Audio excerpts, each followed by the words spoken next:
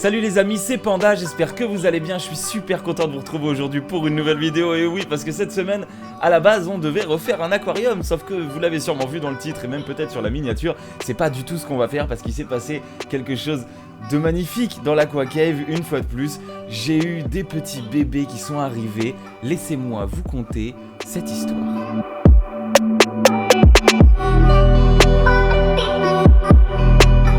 Ceux qui me suivent sur Twitch sont déjà au courant, mais la semaine dernière, il y a un abonné, Tommy, qui m'a donné pas mal de poissons, ainsi qu'un gros aquarium qui est juste derrière, mais ça on en reparlera un petit peu plus tard dans les semaines et dans les mois à venir. Mais principalement, il m'a donné pas mal de poissons, parce qu'il a eu une grosse galère dans son bac, il a dû très vite sortir tous ses habitants, il savait pas trop quoi en faire. Il est abonné à ma chaîne, il habite dans le coin, il m'a envoyé un message, il m'a dit est-ce que ça te dit de sauver la vie de quelques Corydoras. Et je vous dirai un petit peu plus en détail tout ce que j'ai récupéré un petit peu plus tard. Aujourd'hui, ça va être réservé à ces Corydoras parce qu'il faut vraiment que je vous raconte tout ce qui s'est passé. Donc en fait, Tommy m'a donné ces poissons-là, et déjà quand ils sont arrivés, il y avait des petites parades et tout ça, mais comme j'ai pas trop l'œil niveau reproduction de Corydoras, parce que ça m'est jamais arrivé, bah je l'ai pas forcément remarqué. Il me l'avait dit vite fait, mais j'étais là en mode oui, peut-être. Et bah en fait il avait raison, parce que 3 jours plus tard, là donc ça c'était mercredi, on arrive ensuite le samedi, et samedi 13h, mon Aqua Cave s'allume, je descends, je vais regarder un petit peu tous mes aquariums, et comme d'habitude je fais toujours le tour dans le même sens, donc je commence par ce côté là, je passe partout, je regarde mes petits barbus de Sumatra, je passe voir mes Rasbora, je passe voir mes tortues, mon bac de 200 litres, je regarde un petit peu partout, et je finis par le 100 litres, là où j'ai mis la majeure partie des Corydoras qu'il m'a donné. Et là, qu'est-ce que je vois, les amis? Je vois des œufs, mais des œufs que je n'ai encore jamais vus de ma vie. Et oui, parce que j'ai jamais eu de repro de Corydoras, et moi, mes connaissances dans l'aquariophilie, elles augmentent au fur et à mesure du temps, au fur et à mesure qu'il m'arrive des choses, que j'achète des nouveaux poissons pour ensuite pouvoir les mettre dans mes aquariums. Donc forcément, je me renseigne avant et tout ça. Sauf que là, ça s'est fait un petit peu dans la précipitation parce qu'il fallait sauver ces poissons. Et du coup, j'avais pas remarqué exactement ce qui se passait dans mon aquarium. Et voilà, quelques jours plus tard, des œufs arrivent sur mon aquarium. Donc moi, je comprends pas trop ce qui se passe au début. Je me dis, qu'est-ce que c'est que ces œufs? Donc j'essaie de les identifier. Je me dis, non, c'est pas des œufs d'escargot, c'est beaucoup trop gros pour être des œufs d'escargot. C'est pas des œufs de Neritina escargot, mais je parle des escargots envahissants, on va dire, des aquariums. Les œufs de Neritina, on les repère aussi, c'est juste des petits points par-ci par-là posés sur les branches. Je me dis que je vois des œufs que je ne reconnais pas. Premier réflexe dans ma tête, je me dis c'est mes néons. Bah non, Panda, t'es débile, ça peut pas être tes néons. Donc, y a plus que les Corydoras. Et là, c'est parti, les recherches commencent. Oui, parce que j'y connais rien, je sais pas du tout ce que je dois faire pour garder ces œufs en bonne santé et qu'ils éclosent et que j'ai ma première reproduction de Corydoras, parce que c'est la première fois et j'ai envie de réussir. Donc là, c'est parti, je pars dans une documentation express très rapide. Je contacte vite fait 2-3 personnes qui s'y connaissent un petit peu aussi dans le milieu, s'ils peuvent juste me confirmer, me parler de leur technique sur plein de petites choses, plein de petits détails pour pouvoir faire en sorte que tout se passe bien pour ces œufs tout simplement. Et donc à partir de maintenant, je vais vous raconter un petit peu toutes les étapes que j'ai fait. Oui, parce que j'ai pas pu tourner en même temps, enfin si, je vous ai tourné les plans, mais je faisais pas mes plans où je vous parle en même temps parce que tout s'est passé un petit peu dans la précipitation. C'était la première fois, je voulais faire attention, je voulais pas forcément être distrait par un tournage, donc j'ai tout simplement posé mon trépied, allumé la webcam en 5 secondes, et après j'ai fait tout le reste du taf tranquillement. Donc cette vidéo, ça va être un format un petit peu différent d'habitude. Je vais être juste là et de temps en temps vous aurez les images que j'ai filmées, des fois des petites pauses où je parlerai pas trop et je vous mettrai juste des jolis plans que j'ai filmés. Enfin vous verrez, ça va être un format un petit peu différent d'habitude. Donc si ça vous plaît, n'hésitez pas à me le dire dans les commentaires, ça me fera super plaisir parce que j'avoue que c'est une façon de monter mes vidéos et de tourner mes vidéos que je trouve super intéressante, parce que je suis moins perdu dans tout faire en même temps et je peux faire les choses étape par étape. D'abord réaliser par exemple mon aquarium ou réaliser toutes mes petites étapes pour gérer ma repro, et ensuite me poser un temps pour filmer tout ce passage là et pouvoir faire mes explications. Je trouve que c'est aussi super intéressant, donc je vais essayer de garder le ton et l'entrain que je peux avoir habituellement, parce que je suis toujours en train de dire ouais je suis trop content parce que j'ai tout sous les yeux, et là j'ai déjà tout fait, donc je vais essayer de garder le rythme, on verra ce que ça donne, j'espère que ça vous plaira. Alors petit disclaimer super important, je ne vous dis pas que les techniques que j'ai utilisées ou la façon de faire que j'ai faite, la façon de... Enfin vous avez compris, je dis pas du tout que c'est la meilleure façon, la bonne façon, c'est en aucun cas un tuto, c'est juste ce que j'ai réussi à grappiller rapidement dans la précipitation sur internet, ce que j'ai réussi à faire, ce que moi j'ai réalisé, j'ai essayé de faire vite fait des petits tests en même temps, vous verrez, je vous expliquerai ça un petit peu plus tard, et je vais très vite rentrer dans le vif du sujet. Donc la première étape pour moi en fait à ce moment-là, ça a été en fait de me renseigner comme je vous l'ai dit, une fois que j'avais fini de me renseigner, et ben il fallait agir. Donc ce que j'avais réussi à récupérer comme information à la base, c'était déjà de récupérer les œufs pour pas les laisser à l'intérieur de l'aquarium, pour favoriser les naissances, parce que à l'intérieur de l'aquarium, vu que c'est un aquarium un petit peu communautaire, il y a des néons, des crevettes, des escargots, des ancistrus. Clairement c'est pas le must pour que les œufs restent en bonne santé, il y avait de fortes chances qu'ils se fassent défoncer par tout ce qu'il y a à l'intérieur. Donc première étape, je les ai retirés. Donc j'ai commencé avec un gros bac plastique, essayer de mettre le bac à l'intérieur de l'eau pour le mettre juste en dessous des œufs, essayer de gratter mes œufs, sauf qu'en fait le bac était trop gros, mon décor passait pas. Donc bien évidemment je suis allé chercher une plus petite boîte forcément. Une fois que j'avais récupéré cette petite boîte, j'ai réussi à la mettre à l'intérieur de l'eau. J'ai réussi ensuite à la coller au carreau, virer ma petite limnophila pour être sûr que y ait rien qui tombe à l'intérieur de l'aquarium. Après c'est pas très grave si 2-3 œufs partaient à l'intérieur de l'aquarium, c'était pas la fin du monde. Dans tous les cas il y avait peut-être une chance qu'ils se développent, et sinon ça aurait fait du bon manger pour les ancistrus. Et pour retirer mes petits œufs et les mettre à l'intérieur du bac, on me conseillait d'utiliser une lame de rasoir. Je trouvais que c'était super violent, donc j'ai voulu y aller avec une carte bleue. Finalement les œufs sont collés à la carte bleue, c'était pas pratique. J'ai réussi à les décoller au bout d'un moment, rassurez-vous, j'ai pas laissé la carte bleue très longtemps à l'intérieur de l'eau, mais c'était pas le plus pratique, je vais pas mentir, ça c'est clair et net. Bon, j'avoue, je l'ai pas forcément peut-être super bien fait, j'ai peut-être un petit peu brutalisé mes œufs, j'avoue, mais je stressais les amis, j'avais la tremblote, je sais pas si ça se verra sur les plans, mais vraiment je tremblais, je faisais mes étapes tout doucement pour être le plus précis et le plus soigneux possible.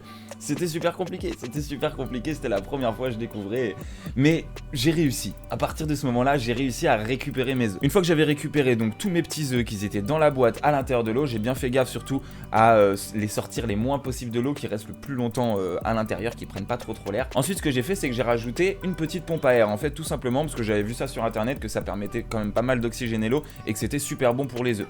Je sais que ce genre de conseil là, c'est vachement partagé dans le milieu de l'aquariophilie. Il y en a qui disent que c'est primordial et il y en a qui vont dire que ça ne sert à rien. Et je me suis dit que j'avais envie de tenter l'expérience, donc j'avais mis ma pompe à air dans un premier bac et en fait je me suis demandé s'il n'y avait pas d'autres œufs que j'avais peut-être pas récupérés. Au final je me suis rendu compte que je n'avais quasiment rien vu des œufs, il y en avait à peu près 3 fois plus, un petit peu partout dans le bac, c'était un truc de fou. Et donc j'ai pu en récupérer une autre partie pour les mettre dans un autre petit pot qui, dans celui-ci, je n'ai pas mis de pompe à air pour voir s'il y avait une différence tout simplement au niveau de l'évolution des œufs et des naissances et tout ça. J'ai bien évidemment aussi mis les bacs en suspens sur le dessus de l'aquarium pour que le bac soit en contact avec l'eau, pour que les températures se régulent et qu'il n'y ait pas d'écart, pour que l'eau des bacs garde la température de l'aquarium, qui est une température favorable pour le développement des œufs, parce que s'ils se retrouvaient avec un petit 18 degrés, si je les posais dans un coin de la pièce, ça aurait pas forcément été fantastique.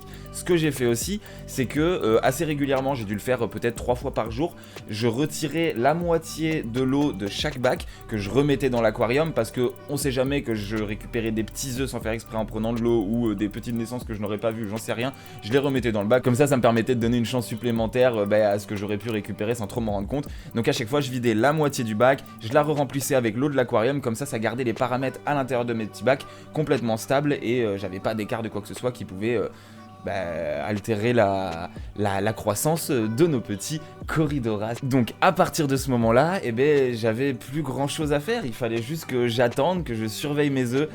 J'ai passé beaucoup de temps posé comme ça à regarder mes aquariums, je regardais juste ce qui se passait à l'intérieur, je regardais avec mon téléphone en mode macro. Je passais beaucoup de temps à observer ces petits œufs forcément, parce que je voulais voir s'il se passait quelque chose, voir si j'arrivais à avoir du mouvement à l'intérieur.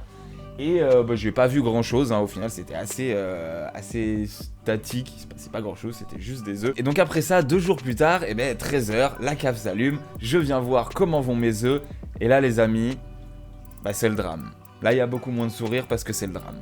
Je vois tous mes œufs remplis de moisissures, de pourritures, les œufs qui n'ont pas pris eux, en fait forcément vu qu'il se passait rien, ils ont tout simplement pourri à l'intérieur de l'eau.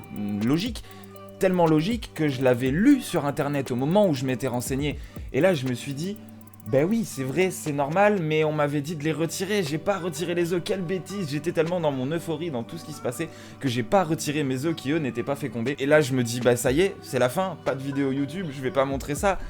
Et mes yeux se perdent à ce moment-là, mes yeux se perdent au niveau du bas de mon bac, et là je vois du mouvement.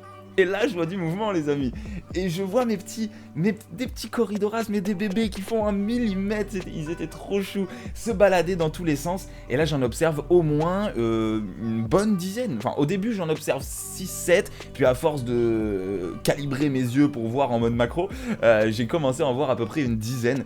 Et là, j'étais trop content. Donc je me suis dit, ouais, peut-être j'ai fait une petite erreur forcément en ne retirant pas les œufs qui n'étaient pas fécondés. Mais ça n'a pas été un échec total. Il y en a quand même certains qui ont réussi à éclore. Et donc à partir de ce moment-là, j'avais plein de petits corridoras qui se baladaient au fond de mes pets bacs. Et d'ailleurs, autant dans le bac qui avait la pompe à air que dans le bac où il n'y en avait pas. Enfin, en niveau proportion, parce qu'il y avait beaucoup moins d'œufs dans celui où il n'y avait pas de pompe à air. Donc forcément, j'ai eu moins d'éclosions. Mais vraiment, le taux de réussite, on va dire, et de différence entre les deux, personnellement, je l'ai pas senti. Et là, les amis, on arrive à un moment super important de cette histoire-là. C'est le moment où je me dis, cool, les œufs ont éclos. Qu'est-ce que je fais de tous ces bébés ? Parce que je peux pas juste les relâcher parce qu'ils vont se faire bouffer autant que s'ils étaient dans des œufs à l'intérieur de l'aquarium. Sauf que j'ai pas d'aquarium dédié, préparé à l'avance pour ce genre de choses, je l'avais pas anticipé. Donc j'ai pas de vraiment bac spécifique. Et là je me dis ça va être compliqué, qu'est-ce que j'en fais? Je peux pas les laisser dans leur tout petit bac à changer 3 fois par jour l'eau pour être sûr qu'il n'y ait pas de pic de je ne sais quoi. Et là je me dis bien évidemment Panda, il y a un mois et demi, quelque chose comme ça, tu as réalisé le plus petit aquarium de l'Aquacave, un petit aquarium de 13 litres si je dis pas de bêtises, qui est parfait pour ça en fait. Alors parfait pas sous tous les points, mais suffisant pour que logiquement tout se passe bien. Petite ambiance tamisée. Très peu de courant parce que le filtre est minuscule, l'aspiration est minuscule. Le sol, alors je sais que ça aurait été mieux de soit de pas avoir de sol, soit d'avoir du sable vraiment très fin. Là c'est du tout petit gravier, mais je pense pas que ce soit un mal. Si c'est un mal, vous me le direz de toute façon dans les commentaires et je m'en rendrai bien compte moi aussi. Mais je pense pas que ce soit un problème. Il y a plein de feuilles de catapa posées sur le sol, donc ça leur fait plein de cachettes. L'aquarium est cyclé, les températures sont bonnes parce qu'à la base il n'y avait pas de chauffage à l'intérieur, mais du coup pour l'occasion j'ai mis un chauffage à l'intérieur, petit chauffage à 24. Et là donc du coup on arrive au moment où il fallait les transférer dans leur nouveau bac, leur faire leur acclimatation.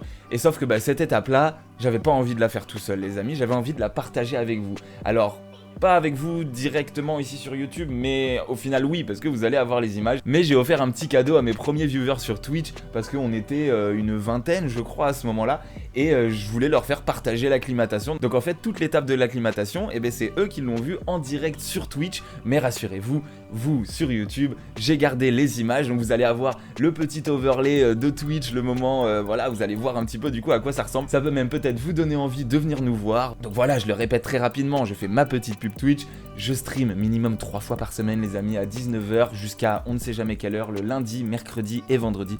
Donc n'hésitez pas, venez, on est déjà de plus en plus nombreux au fur et à mesure des 3-4 premiers lives que j'ai fait. Il y a déjà de plus en plus de monde, tout le monde est super actif sur le chat, on se donne plein de conseils, on fait plein de choses, on joue à des jeux aussi, c'est trop cool, l'ambiance est géniale. Donc voilà, c'est la fin de la petite pub Twitch, venez nous voir et ça me fera plaisir, voilà. Donc maintenant je vous laisse avec le petit passage de mon live Twitch que j'ai gardé juste pour vous. Et alors malheureusement on voit pas grand chose parce que j'ai envoyé un petit peu toute l'eau, les bébés sont minuscules donc forcément on voit rien. Mais regardez ce petit moment là, vous verrez il y a tout le chat qui était à fond, qui vous a dit bonjour à vous utilisateurs de YouTube. Donc répondez-leur dans les commentaires ou alors venez nous voir sur Twitch et comme ça vous pourrez leur dire merci, leur dire bonjour et même participer à tout ça. Je vous laisse, à tout de suite. Dès que je vois apparaître les premiers messages les amis, je commence à envoyer à l'intérieur. Faites-vous kiffer, c'est votre petite apparition sur YouTube, c'est cadeau, ça me fait plaisir. Envoyez, let's go, c'est parti, ça commence, c'est parti, on envoie tout ce petit monde.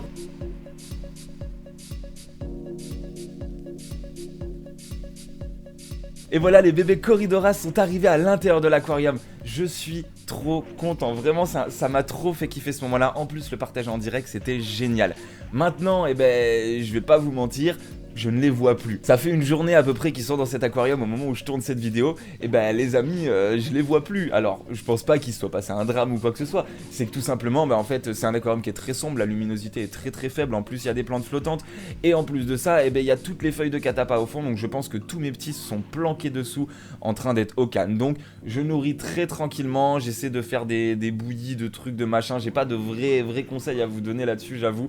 Par contre, si vous en avez, n'hésitez pas, parce que la vidéo sort demain au moment où je tourne cette vidéo, donc je peux encore leur trouver des petits plats sympas. Donc si vous avez des petites recettes spéciales pour les alevins Corydoras, n'hésitez pas, ça me fera plaisir et on pourra tester des petits trucs sympas. Donc le grand résumé de toute cette grande histoire: les bébés sont là, je pense qu'ils sont en bonne santé, je pense que tout se passe bien. Je passe toujours mon temps à observer du coup leur petit aquarium, je vois pas trop de mouvement à l'intérieur, j'essaie d'observer, j'essaie de regarder avec mon téléphone en zoomant comme un bourrin. Donc bien sûr, si j'arrive à vous choper des images, je les balancerai sur Instagram, c'est évident. Rejoignez le Instagram, le lien est en description, je vais même vous l'écrire juste ici, ça fait plaisir, c'est toujours cool. Et si vous voulez suivre l'évolution de ces Corydoras en quasi direct, venez nous voir sur Twitch, on va en parler assez régulièrement de toute façon, parce que je fais que parler de ça en ce moment, je ne parle que de mes bébés Corydoras.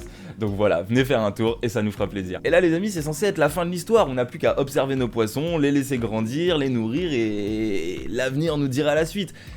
Pas exactement, il va potentiellement y avoir un épisode 2. Déjà, si ce concept vous plaît, cette façon de faire et ce type de vidéo où on parle un petit peu reproduction, si ça vous plaît, dites-le moi dans les commentaires, parce qu'en plus ça m'aiguillera et ça me donnera encore plus envie de vous tourner un épisode 2. Mais en fait l'histoire ne s'arrête pas exactement là, parce que hier, donc 2-3 jours après que les premiers œufs soient arrivés, il y a des nouveaux œufs qui sont apparus, mais pas dans le même aquarium. Ils sont apparus dans l'aquarium de 200 litres qu'il y a juste derrière moi, parce que j'y avais mis aussi une partie des Corydoras, j'avais séparé un petit peu les différentes espèces, et il y a une espèce que j'ai mis à l'intérieur, je pense que c'est cette espèce-là. J'ai peut-être fait un mélange et que j'en ai mis aussi un de la même espèce, je sais pas, on verra bien. Et là c'est parti, les œufs sont là, ils sont collés partout sur les carreaux, j'en ai vraiment partout dans l'aquarium, sauf que pour cette tentative-là, je vais pas intervenir. Je suis intervenu sur la première version, j'ai pas encore les tenants et les aboutissants de cette histoire, je sais pas comment ça va se passer pour mes petits dans le 13 litres, donc je vais encore faire un petit test, on va dire. Je vais laisser en fait tous ces œufs là à l'intérieur de l'aquarium, il n'y a pas trop de prédateurs, je remarque que les xyphos s'en approchent pas trop, les crevettes s'en approchent, mais j'ai l'impression qu'elles viennent plus manger tous les petits déchets qui pourraient se retrouver autour, et du coup peut-être qu'elles vont me faire le ménage au niveau de toutes les pourritures qui étaient apparues dans les autres petits bacs. Les escargots ils touchent pas trop non plus, donc je vais laisser comme ça, on verra bien, je vais laisser la nature faire. Donc potentiellement dans un épisode 2 je pourrais vous donner des nouvelles de ceux qu'on a déjà fait éclore, et peut-être des nouvelles de ceux qui sont dans l'aquarium de 200 litres, on verra, peut-être qu'ils seront nés, peut-être que j'aurai eu des petits, peut-être que je les verrai pas et que ce sera seulement dans un mois que je m'en rendrai compte parce qu'ils seront cachés avant et que j'aurai jamais vu les bébés, je sais pas. Donc si ça vous dit de voir un épisode 2, dites-le moi dans les commentaires. Et voilà, c'est la fin de cette histoire les amis, j'espère vraiment que ce format un petit peu différent d'habitude vous a plu. Moi je kiffe vraiment tourner comme ça, voilà, là vraiment ça fait, j'ai fini de tourner ma vidéo quasiment et je peux vous le confirmer, je kiffe tourner comme ça, donc trop cool. J'espère que ça vous plaît à vous aussi, j'espère que toute cette histoire que j'ai pu vous conter, on va dire ça comme ça, vous a plu. J'espère que vous êtes aussi heureux que moi qu'il y ait ces petits bébés Corydoras. Je suis vraiment trop content, moi ça me fait un kiff de fou. Donc voilà les amis, on va s'arrêter là pour aujourd'hui. Rendez-vous sur Instagram pour avoir des petites nouvelles, rendez-vous encore une fois sur Twitch pour avoir des nouvelles un petit peu plus régulières et encore une autre façon de parler aquario et de faire plein d'autres choses avec votre cher panda des familles. Donc les amis, merci d'avoir suivi cette vidéo, merci encore pour tout ce que vous faites pour moi, tout le suivi que vous m'apportez, dans toute l'énergie que vous m'envoyez à chaque fois que je vous propose des nouveaux projets, donc merci à vous. Sur ce les amis, moi c'est toujours Panda et je vous dis à la prochaine pour découvrir l'évolution de l'Aqua Cave.